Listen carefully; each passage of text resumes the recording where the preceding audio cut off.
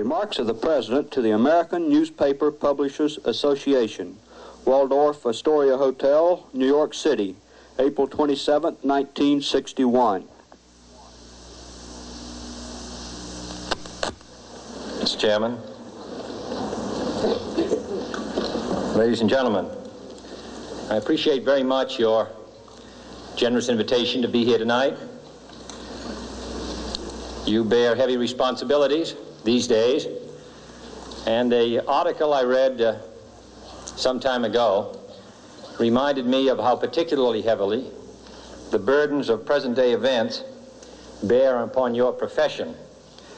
You may remember that in 1851, the New York Herald Tribune, under the sponsorship and publishing of Horace Greeley, employed as its London correspondent an obscure journalist by the name of Karl Marx.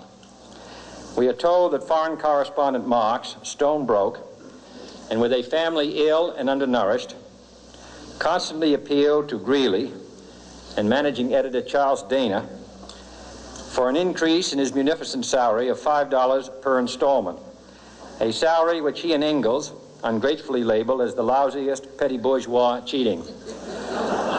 But when all his financial appeals were refused, Marx looked around for other means of livelihood and fame, eventually terminating his relationship with the Tribune and devoting his talents full-time to the cause that would bequeath to the world the seeds of Leninism, Stalinism, revolution, and the Cold War. If only this capitalistic New York newspaper had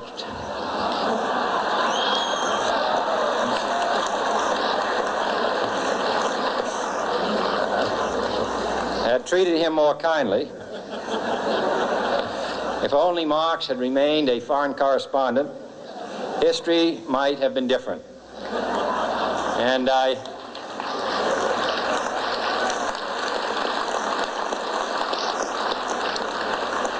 hope all publishers will bear this lesson in mind the next time they receive a poverty-stricken appeal from a small increase in the expense account from an obscure newspaper man.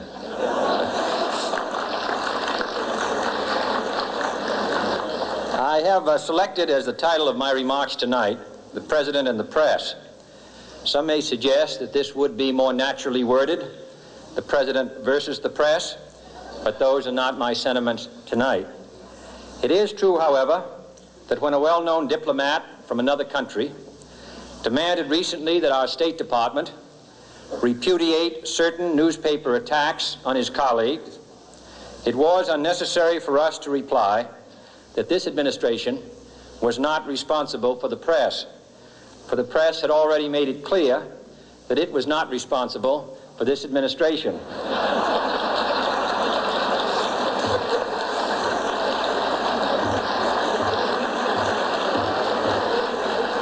Nevertheless, my purpose here tonight is not to deliver the usual assault on the so-called one-party press. On the contrary, in recent months, I have rarely heard any complaints about political bias in the press, except from a few Republicans. Nor is it my purpose tonight to discuss or defend the televising of presidential press conferences.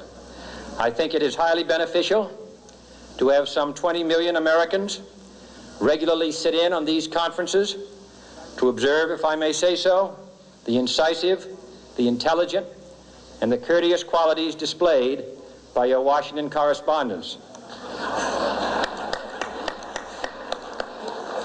Nor, finally, are these remarks intended to examine the proper degree of privacy which the press should allow to any president and his family. If, in the last few months, your White House reporters and photographers have been attending church services with regularity, that has surely done them no harm.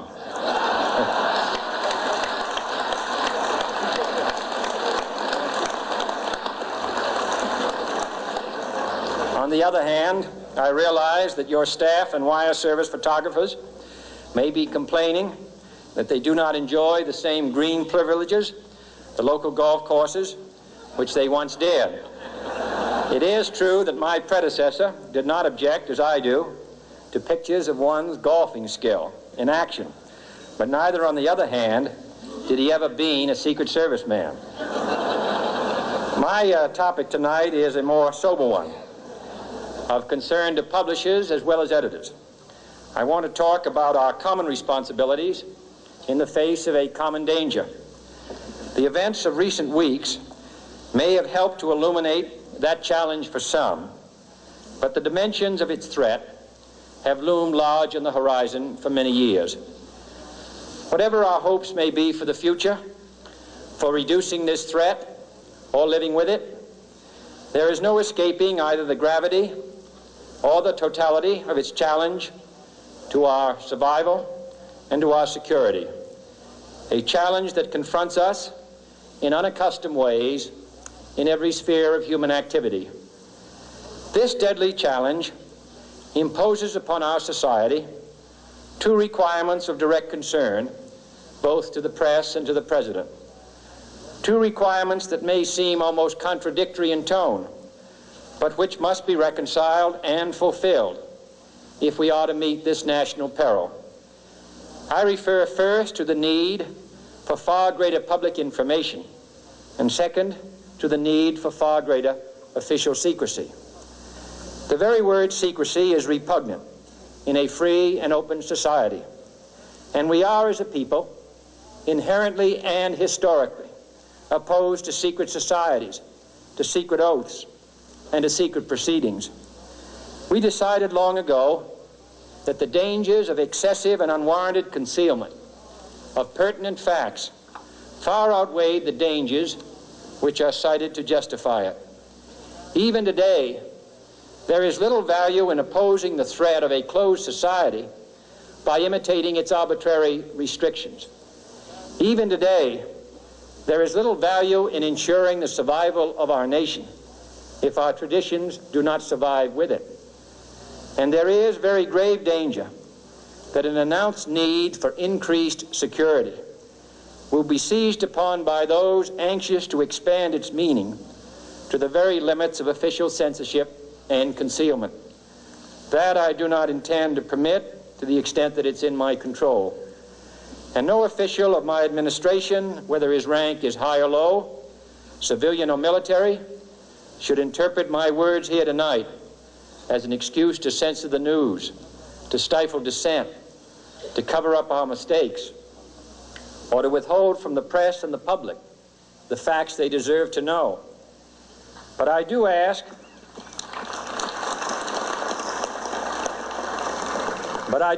every publisher, every editor, and every newsman in the nation to re-examine his own standards and to recognize the nature of our country's peril. In time of war, the government and the press have customarily joined in an effort based largely on self-discipline to prevent unauthorized disclosures to the enemy. In times of clear and present danger, the courts have held that even the privileged rights of the First Amendment must yield to the public's need for national security. Today, no war has been declared, and however fierce the struggle may be, it may never be declared in the traditional fashion. Our way of life is under attack. Those who make themselves our enemy are advancing around the globe. The survival of our friends is in danger, and yet no war has been declared. No borders have been crossed by marching troops. No missiles have been fired. If the press is awaiting a declaration of war before it imposes the self-discipline of combat conditions, then I can only say that no war ever posed a greater threat to our security. If you are awaiting a finding of clear and present danger, then I can only say that the danger has never been more clear, and its presence has never been more imminent. It requires a change in outlook, a change in tactics, a change in missions by the government, by the people, by every businessman or labor leader, and by every newspaper. For we are opposed around the world by a monolithic and ruthless conspiracy that relies primarily on covert means for expanding its sphere of influence, on infiltration instead of invasion, on subversion instead of elections, on intimidation instead of free choice, on guerrillas by night instead of armies by day. It is a system which has conscripted vast human and material resources into the building of a tightly knit, highly efficient machine that combines military, diplomatic, intelligence, economic, scientific, and political operations. Its preparations are concealed, not published. Its mistakes are buried, not headlined. Its dissenters are silenced, not praised. No expenditure is questioned, no rumor is printed, no secret is revealed. It conducts the Cold War, in short, with a wartime discipline no democracy would ever hope or wish to match. Nevertheless, every democracy recognizes the necessary restraints of national security. And the question remains whether those restraints need to be more strictly observed if we are to oppose this kind of attack as well as outright invasion. For the facts of the matter are that this nation's foes have openly boasted of acquiring through our newspapers information they would otherwise hire agents to acquire through theft, bribery, or espionage. That details of this nation's covert preparations to counter the enemy's covert operations have been available to every newspaper reader, friend and foe alike. That the size, the strength, the location, and the nature of our forces and weapons, and our plans and strategy for their use, have all been pinpointed in the press and other news media to a degree sufficient to satisfy any foreign power, and that in at least one case, the publication of details concerning a secret mechanism whereby satellites were followed required its alteration at the expense of considerable time and money. The newspapers which printed these stories were loyal, patriotic, responsible, and well-meaning. Had we been engaged in open warfare, they undoubtedly would not have published such items. But in the absence of open warfare, they recognized only the tests of journalism and not the tests of national security. And my question tonight is whether additional tests should not now be adopted. That question is for you alone to answer. No public official should answer it for you. No governmental plan should impose its restraints against your will. But I would be failing in my duty to the nation in considering all of the responsibilities that we now bear and all of the means at hand to meet those responsibilities if I did not commend this problem to your attention and urge its thoughtful consideration. On many earlier occasions I have said, and your newspapers have constantly said, that these are times that appeal to every citizen's sense of sacrifice and self-discipline.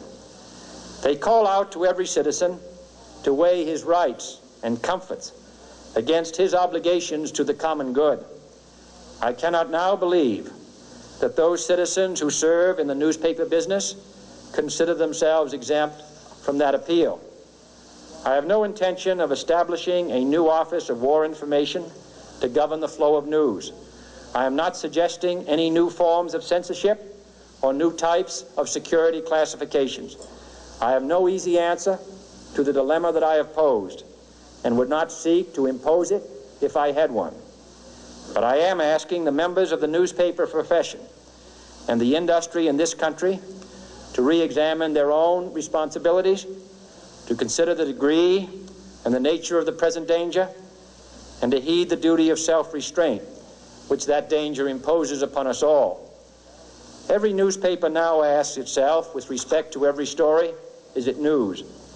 All I suggest is that you add the question, is it in the interest of national security? And I hope that every group in America, unions and businessmen and public officials at every level, will ask the same question of their endeavors and subject their actions to this same exacting test.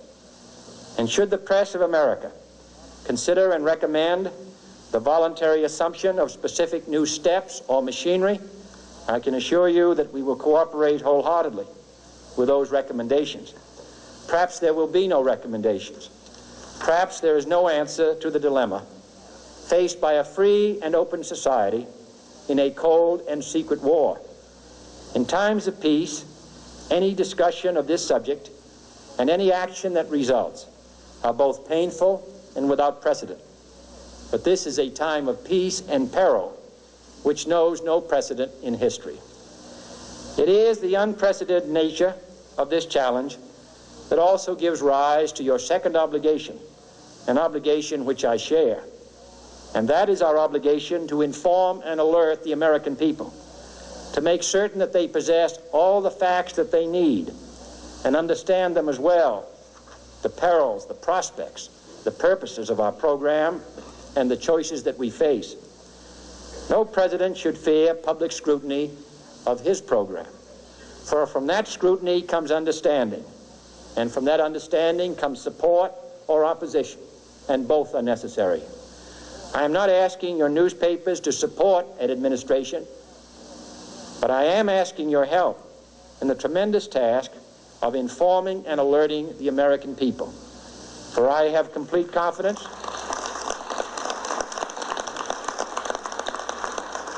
in the response and dedication of our citizens whenever they are fully informed. I not only could not stifle controversy among your readers, I welcome it. This administration intends to be candid about its errors. For as a wise man once said, an error doesn't become a mistake until you refuse to correct it. We intend to accept full responsibility for our errors, and we expect you to point them out when we miss them. Without debate, without criticism, no administration and no country can succeed, and no republic can survive. That is why the Athenian lawmaker Solon decreed it a crime for any citizen to shrink from controversy. And that is why our press was protected by the First Amendment, the only business in America specifically protected by the Constitution, not primarily to amuse and entertain, not to emphasize the trivial and the sentimental, not to simply give the public what it wants, but to inform, to arouse, to reflect, to state our dangers and our opportunities, to indicate our crises and our choices, to lead, mold, educate, and sometimes even anger public opinion. This means greater coverage and analysis of international news, for it is no longer far away and foreign, but close at hand and local. It means greater attention to improved understanding of the news, as well as improved transmission. And it means, finally, that government at all levels must meet its obligation to provide you with the fullest possible information outside the narrowest limits of national security, and we intend to do it. It was early in the 17th century that Francis Bacon remarked on three recent inventions already transforming the world: the compass, gunpowder, and the printing press. Now the links between the nations, first forged by the compass, have made us all citizens of the world, the hopes and threats of one becoming the hopes and threats of us all. In that one world's effort to live together, the evolution of gunpowder to its ultimate limit has warned mankind of the terrible consequences of failure. And so it is to the printing press, to the recorder of man's deeds, the keeper of his conscience, the courier of his news, that we look for strength and assistance, confident that with your help, man will be what he was born to be, free and independent.